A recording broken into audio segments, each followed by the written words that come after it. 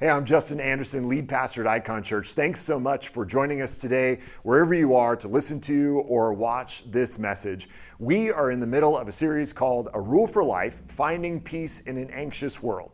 And as we are recording these sermons live, we are in the midst of the COVID-19 pandemic, which is creating a lot of anxiety for people, and we have never needed peace more. But no matter where you are or when you are engaging this content, we are always in need of peace, and God has provided a path to peace for us through spiritual disciplines, and that's what we're exploring during this series. So I encourage you to go to iconchurch.org/ruleforlife for more resources, more content, and more information. Hi Icon, my name is Josh Searcy, and I am going to be your new spiritual formation director. Although I can't see you, it's good to at least be seen by you. And my wife and I and our little 2-year-old daughter can't wait until we can get up there to Seattle when some of this is at least subsided and we can join with you guys. And so I'm excited today to talk about how community brings peace into our life, the way in which peace is flourished even in an anxious world as we embrace community. And so to start, human beings have come a long way in cultivating the world around us and practicing some sort of dominion over the earth. Some of it just, some of it unjust, but in all of our advances, there are still some species on the earth that we just cannot get control of. We can't get our hands around. One of which is the most stubborn of all, and that's the coyote. The coyotes are nuisances, and they are arguably the most resilient species on the face of the earth. That in just the history of the United States, there have been multiple concerted efforts backed by millions of dollars in order to just wipe coyotes off of the face of the earth because of their annoyance and nuisance. And each of them, each time we try, the coyote population actually booms. Coyotes are some of the only animals to both flourish in the wild and flourish in the city. Go anywhere in the United States and you're likely to run into some sort of coyote, whether it's in the wild or in the city where you can find what they call street coyotes, which, sweet band name. And there's a reason for this resiliency. Coyotes are very pack-oriented creatures. Coyotes mate for life and keep together in packs their entire life. There are the loner coyotes that you find, but they tend to be the ones that are actually rabid. And coyotes have some really interesting ways of sticking together and making sure that their pack stays intact in order for them to survive. And so you've probably heard the classic coyote howl that you think is probably just an annoyance, but it's actually been shown that when a coyote howls, it's not just being a jerk, it's actually beginning to take a census of the area. That when a coyote howls, it then waits for the other coyotes in the area to howl along with them. They count each one of those howls in order to know how many of their numbers are still around. And what's fascinating is that for the female coyote, when she howls, if she doesn't get the right amount of responses back, then she actually, there's a hormone in the female coyote that turns on and says, okay, instead of making 3 to 6 pups, this time let's go ahead and make 15 to 18, which is fascinating. The resiliency of coyotes is virtually unstoppable because they insist on not going at it alone. And the Christian people are very similar. Throughout history, there have been concerted efforts to clear the world of Christians, and each time some nation tries, it seems like the Christian population booms. And unlike coyotes, not just due to reproduction, but to conversion. Christians are meant to be communal people, to walk and live in packs. And in the same way as coyotes, the loners tend to be the ones who are, maybe rabid is too strong of a word, but at least unwell. Historically, Christians have always been those who survive because of an emphasis on communal life together. And this community of Christians owes itself to many things, not least of all the very nature of human beings. That in the very beginning, in Genesis 2:18, after God creates everything, he then looks down and sees that the man is alone and says, that's not good. It's not good for the man to be alone. And that word there, man, it's a Hebrew word that literally reads in the more generic term, the human. That in the midst of paradise, there is still one thing off. God has just finished overflowing with creativity and goodness onto creation. He took the human being from the dust and intimately breathes the breath of life into his nostrils, and then looks to the east and says, that's a good place for a garden. And then he brings up all the pretty trees that bring about the delicious fruit, that God gives this man only the good things. But even in that, he still looks down and says, the man is alone, and that will not do. The infinite creativity and goodness of God has been expressed in this little garden with this first human being, but in the midst of that, God still says, he's alone, and that will not do. That in the midst of everything going right, God says the one thing not right, and that has to be fixed, is loneliness. Loneliness is the first thing designated by the mouth of God as not good. And this not goodness continues to reverberate out through to today. That we live in what experts have called an epidemic of loneliness. And this epidemic is literally killing people. It's been shown that loneliness has a massive toll on the human body. That one day of loneliness, not just being alone, but one real, depressing day of loneliness exacts the same toll on the human body as smoking a whole pack of cigarettes. Not to mention the emotional and mental toll. Or Seattle itself. Seattle itself comes out at number 5 on the list of the most lonely cities in America. Not good.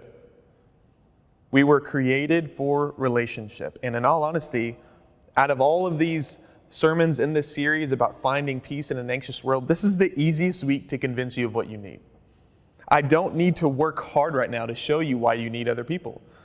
That you're living it, you're feeling it. We feel together today this need for loving connection with others. We need that connection to others to feel well and to have peace. As the authors of The Relational Soul, Richard Platts and James Cofield put it, relationships are not just important priorities. They are essential for our physical, psychological, emotional, and spiritual well-being. We cannot live fully alive apart from loving connection with others. This existence of loneliness is not what we were created for. We were meant for others, and if we are to have peace, that peace cannot and will not happen in isolation, without being in meaningful relationship with others. That as human beings, we are not ourselves by ourselves. We never could be. If we are to be ourselves, to be at peace and live into being icons of the invisible God made to reflect His glory and His grace, we need community. That peace actually does need a people, and more specifically, peace needs the Christian people. Peace needs the Christian community. That there are certain aspects that make up our life together as Christians that are utterly necessary for peace to be sustained and to grow in your life as a Christian. There are a few principles that the New Testament lays out for Christian community which can actually prompt and grow peace in our anxious lives. And so that's what we're going to do today. What we're going to do is, instead of giving the mechanics of Christian community about what it should look like when you get together, I want to look at a few spots in the New Testament that give the principles of our life together and see how that might bring us peace if we really lived our lives together in this way. And so first, look at 1 John 4, 7 through 11. Some principles to look at. First in 1 John 4, 7 through 11. Beloved, let us love one another, for love is from God. And whoever loves has been born of God and knows God. Anyone who does not love does not know God, because God is love.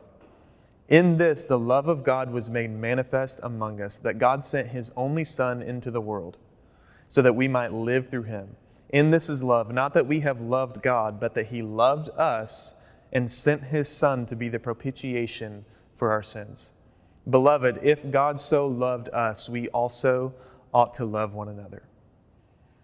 As John says here in his epistle, the love of God is not meant to terminate on us individually, but is meant to be received, to be taken in, and then expressed through love for one another. He goes even as far as saying that if this is not happening, that if love is not being diffused in relationship with others, then you don't get it. You've not seen the love of God. How can he say that? How can he use such strong words as to say that if you're not loving others, you don't know what it is to love God, to be loved by God? Because the love of God is not trite. John can say this because the love of God is not mediocre. The love of God is the free, unhesitating, unqualified, and unflinching expression of his goodness towards sinners that deserve none of it, displayed in the giving of his Son, his real beloved, in order that he might have us with him again. And so John says here that the depths of the love of God towards sinners are the riches that are to fund our life together. And so the Christian community, with this type of loving God, is able to live in love like no other society can. It has the best basis and foundation for love because it's a basis that is not built on performance. It never could be. That any love in a community that is not born from the love of God can only find its strength, its zeal, its endurance in the continued loveliness of that person. Not so with Christian community. Christians are the ones who have a God who stared into their mess, who stared into their lives of abject failure and said, I still want you. I know that mess. I see how jacked up your life is. I see how far you've run from me, but I still want you. I'm still going to have you for myself, and that's not going to change. Because of that, Christians have the best basis for a love that endures. That the first principle of Christian community is love. Christian community has the basis for loving one another and not having that love destroyed by the unloveliness of the other person. Does that unloveliness maybe disturb and maybe interrupt our love for one another? Sure, because we're still human, but it does not cause us to punt or for that love to be destroyed. Christian community is to be that people of love who are able to see everything and have nothing drive us away. That's God's desire for our life together. Christian community is poised for being a community of self-giving, reciprocal love because it's how we started. And it's how we've been carried this whole way. That our new life as Christians began with the love of God, with the love of God intruding upon our jacked up lives and saying, yes, I still want you even there. God's love for us was unprovoked and undeserved and remains irrevocable to this day. And that's the type of love that can change things. That's a type of love that can take a group of people who are still broken, who are still recovering addicts of self and say, no. Even there, in the midst of that group of people, love can still flourish because of the love they've received. And so the first principle that Paul lays out for our life together, or really John lays out for our life together, is that we would be a loving community because the love of God. That the love of God, the depths of the love of God are the riches that fund our life together. Second, Christian community not only has the resources to be a truly loving people, but also it's provided with the resources to be a people with the right concept of time. And that's so necessary for community to thrive, to flourish. That we have to have the right concept of time. And within Christian community, there is a certain cadence of life together. And it's a cadence that most of us might not prefer. It's a little bit more slower than we might expect. Listen to what Paul says in 1 Thessalonians 5:14. And we urge you, brothers and sisters, admonish the idle, encourage the faint-hearted, help the weak, be patient with them all. Paul makes clear here that there is something happening in Christian community, that we're not just getting together because we're friends. What's happening is spiritual formation, that we are together in order that we might be a catalyst for each other's spiritual formation. Whether that formation shows up in admonishment or encouragement or help, we are shaping one another in Christian community. And yet, above that and with that, Paul takes all of these forming actions with one another and couches each of them in the requirement of patience. Admonishment, encouragement, and help for one another is all to be done in the attitude of patience. The concept of time for our life together as Christians is one of a slow cadence that is marked by patience. And it might be obvious what patience is, but I think it's worth exploring at a deeper level. And so patience, obviously, is the virtue of waiting. But with Christian patience, it's not a waiting that consists of nothing more than twiddling our thumbs together. Rather, Christian patience involves for waiting for things to reach their end, waiting for others as well as ourselves to take the time that they need in order to change. And above all, waiting for God to fulfill His purposes in His own good time.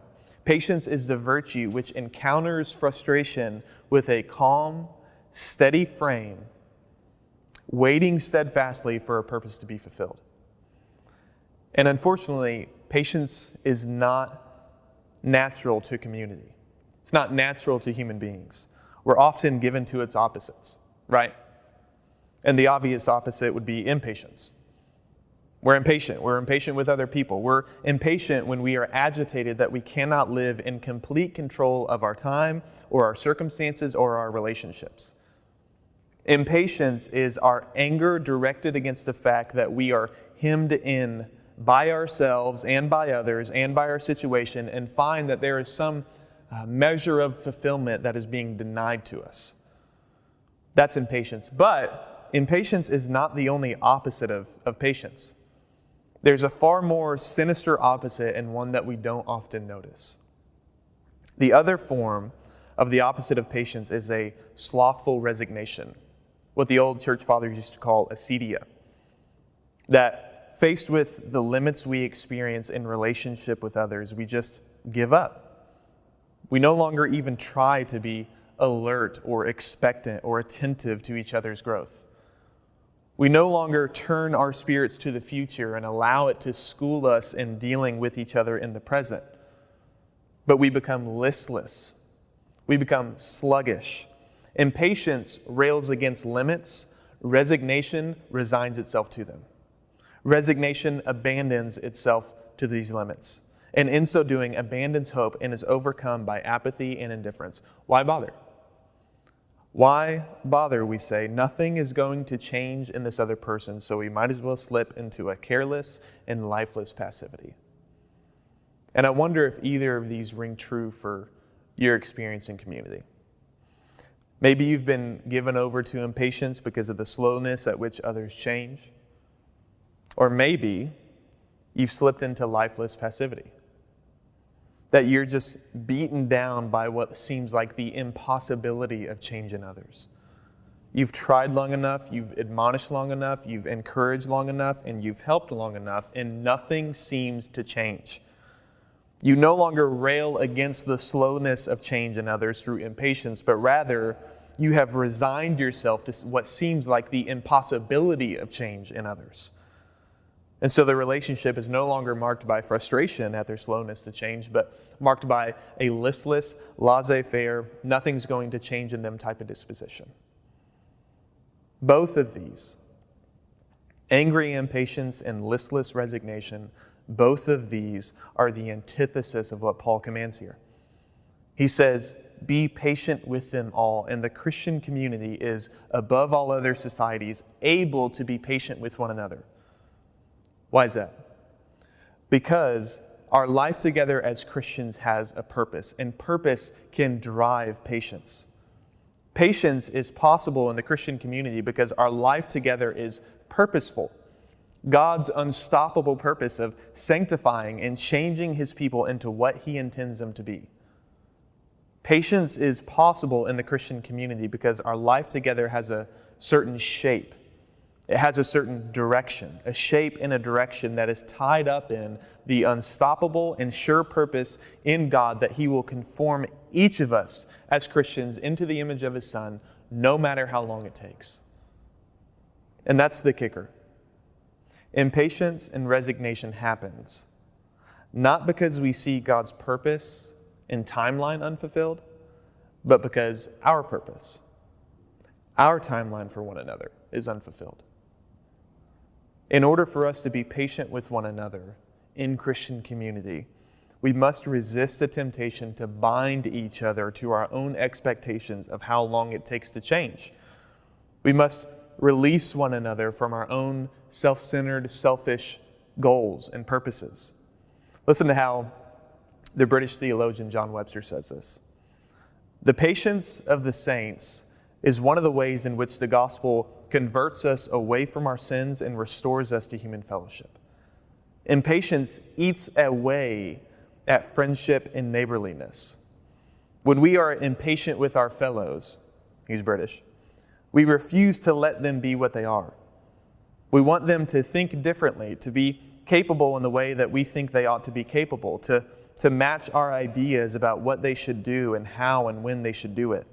Our impatience in the end is a refusal to let our fellows be, a refusal to allow them the time and space that they need to fulfill God's calling of them.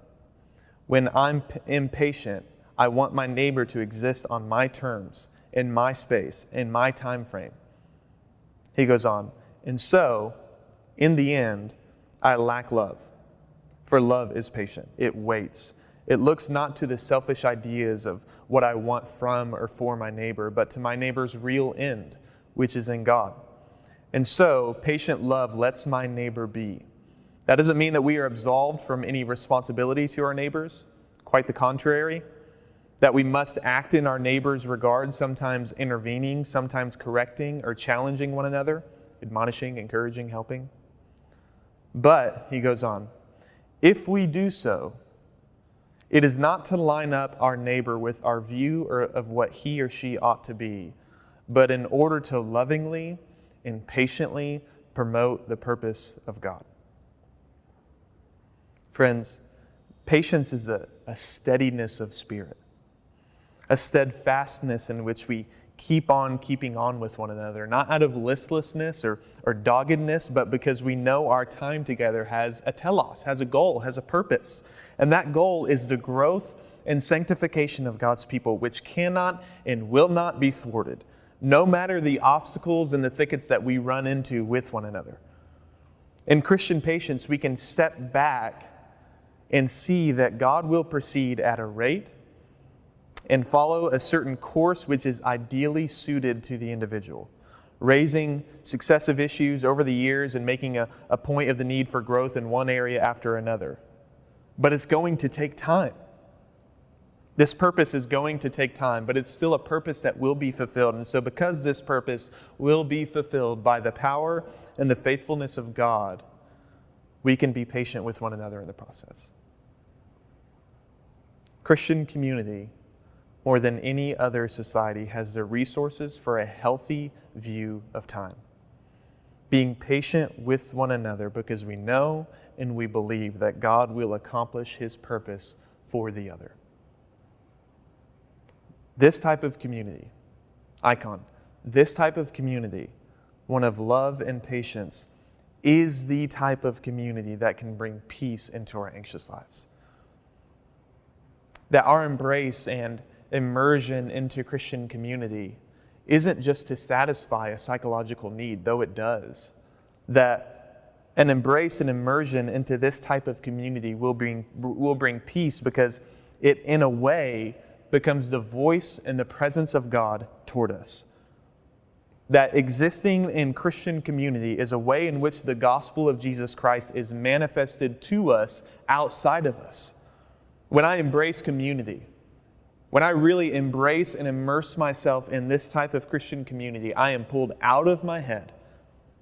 I am invited out of the little spirals that I send myself into in isolation, and then I'm invited into believing afresh the love and the patience of God embodied in these people that have embraced me, that the embrace of the people ministers to me the embrace of God.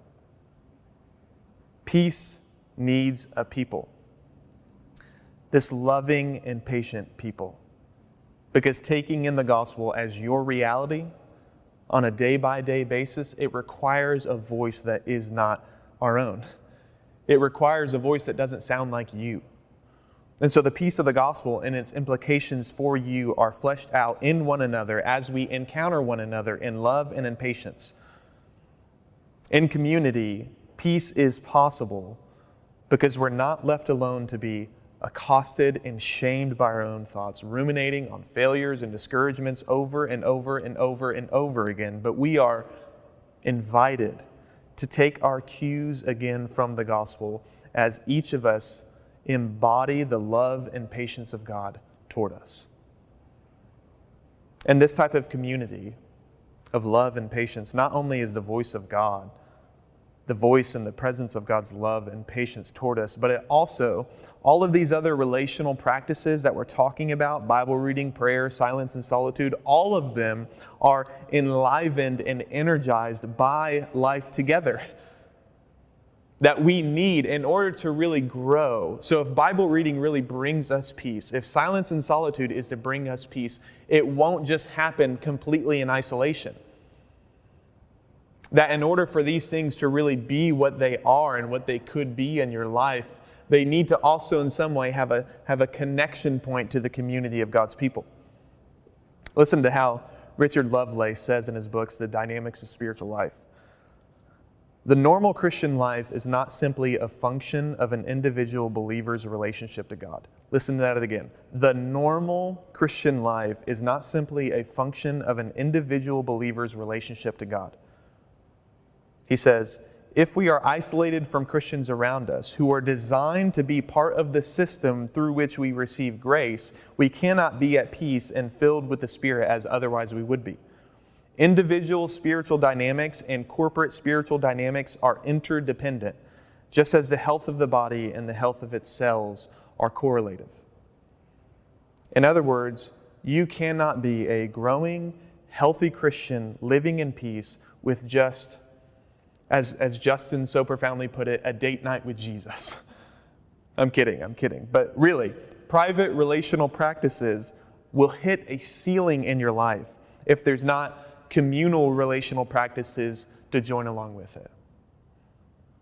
And so community brings peace into our life. And in many ways, these spiritual disciplines, these relational practices of Bible reading, of prayer, of fasting and feasting, of simplicity, they each in some way fit into the community of God's people, this other relational practice. And they're compounded, they're energized, they're enlivened to bring more peace into our lives. Now, to close, I just want to say one final word. What I've described this entire sermon is an ideal. And sadly, not often the norm. That there are only two utopian societies in the Bible. In the beginning and then the end. And guess what? We don't live in either one of those right now. Rather, our past experience of community might be, and I would say probably might be, marked by harshness and impatience. I joked at the beginning that this sermon, this relational practice of getting into community is one of the easiest one in the series because you feel your need for it, but also, in some ways, it might be one of the more difficult ones. Because you know what a Bible reading plan doesn't do to you? It doesn't abandon you. You know what silence and solitude will never do to you? It'll never gossip about you and falsely destroy your reputation. Practicing Sabbath will never result in you being manipulated, but you know what might? Other people. And for those of you who carry the wounds of an abusive community in the past, I just want to say, I'm sorry. I'm so sorry that you were put through such painful experiences with other people. Or maybe your wounds in community are self-inflicted, that there's some specific sin that you are just suffocating under shame and it's keeping you from getting into community. For either of you, I want you to know today, to sincerely know that Jesus is able to heal those wounds. I don't want to move past those wounds, but I do want to say Jesus can heal. Jesus can remove that which would keep you isolated from the community of God's people. And we see him doing this all throughout the Gospels. That all throughout the Gospels, Jesus is going through towns and cities, giving healing to those who need it. And I want you to consider something that you might not have noticed. What is Jesus doing when he's going through cities, when he's going through towns, healing people? Well, obviously, he's He's giving a picture of what it means for the kingdom of God to come again on earth, but also, he's removing the disabilities, the dysfunctions, and the deficiency that keep people isolated from community. That he heals the leper, removing the uncleanness from him that robbed him for so long from the dignity of human touch. The leper is welcomed back into the people. He frees the man afflicted by demons, which for years had kept him isolated from the town, living among the graves. He frees that man. He heals him, and he gives him the sanity to return to the community. He heals the blind and the mute and the deaf, opening up again the possibility of real communication and thereby connection to other human beings that's no longer handicapped. And all of this is a picture of what he wants to do for you. That the gospel of the life, death, and resurrection of Jesus is able to heal you of jadedness as you watch the Son of God empathize with you in pain. The gospel is able to remove from you the suffocating blanket of shame as you see your sin hung upon the shoulders of Jesus that he so willingly took for you. The gospel, when received and taken in, is able to heal and prompt you to no longer exist on the fringes, but to come in to the people of God, a people made and carried along by grace. Our God is able to tear down what sin builds up, and he's able to build back up again what sin tears down. That he's able to remove from you, to take from you lovingly those hurts, those wounds, those emotional disabilities, those relational dysfunctions, those sinful deficiencies that would seek to keep you from the community of God's people. And so look to Jesus. By faith, come in and join. Icon, I can't wait to be in Seattle. I can't wait to come be with you and to spend my energy doing all I can to help us be this type of community, reflecting God's grace, God's love, and his patience with one another. Let's pray. Father, thank you that you have poured out your love on us, God. That your love is not mediocre. Rather, your love melts away the things that keep us self-righteous, the things that keep us jaded, the things that keep us from loving one another. Your love is unsearchable, irrevocable, and because of that, it changes us. And I thank you for your patience with us, God, that you never are impatient with us, that you never become sluggish in our change, but you are active in it always. And because of that, we can have hope for one another and with one another, that we will each be sanctified, conformed into the image of your Son, the true icon who reflects your glory and grace. And I pray that he would be lifted up in the hearts of those who are listening, God. And that they would know that there's nothing that can in reality separate them from the people of God because of the gospel of Jesus Christ. Give them that hope, God. In Jesus' name, amen. Thank you for listening to the podcast for Icon Church. For more information, go to iconchurch.org.